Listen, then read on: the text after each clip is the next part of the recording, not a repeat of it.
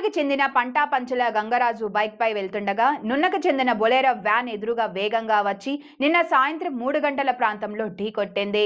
ఈ ప్రమాదంలో గంగరాజు 36 సంవత్సరాలు అక్కడికక్కడే మృతి చెందాడు.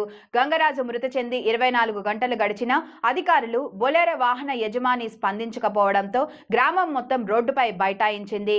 ఏ క్షణంలో ఎలాంటి పరిస్థితులు చోటు చేసుకుంటాయో అని ప్రజల్లో ఉత్కంఠ నెలకొంది. మా కుటుంబానికి ఇలా జరిగేసరికి మాకు చాలా బాధగా ఉంది. ఇది మా కుటుంబం అనుకుంటే మేము అనుకోవచ్చు, ఇంతమంది జనం వచ్చేసరికి ఊరి కుటుంబం అయింది ఇది. ఎందుకంటే అంత ఘోరమైన చావు చచ్చిపోయాడు. ఈ రోజున చావు ఆయన చచ్చిపోతే తీసుకొస్తా కూడా శవానికి అక్కడ ఎవరో లేక ఈ రోజు ఇంత ఇబ్బందులు ఉన్నాం. దయచేసి మేము ఒకటే కోరుకుంటున్నాం, వీళ్ళ కుటుంబానికి న్యాయం అనేది జరగాలి. అది ఎక్కడి నుండైనా జరగని న్యాయం అనేది జరిగి వీళ్ళ కుటుంబం చిన్న పిల్లలు బాబు పాప 10th క్లాస్ చదువుతుంది, బాబు 7th క్లాస్ చదువుతున్నాడు. వీళ్ళిద్దరూ మొగుడు పిల్లలు కలిసి పని చేసుకుంటే గానీ పిల్లల్ని చదివించుకుని 4-5 ఏళ్ళు నోట్లోకి వెళ్ళే పరిస్థితి వాళ్ళది.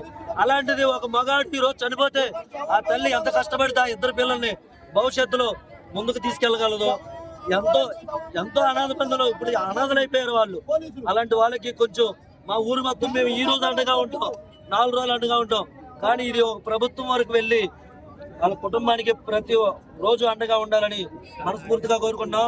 చేతులు 2 జోడించి అడుగుతున్నా, జోహార్ గంగరాజు, జోహార్ గంగరాజు, జోహార్ గంగరాజు.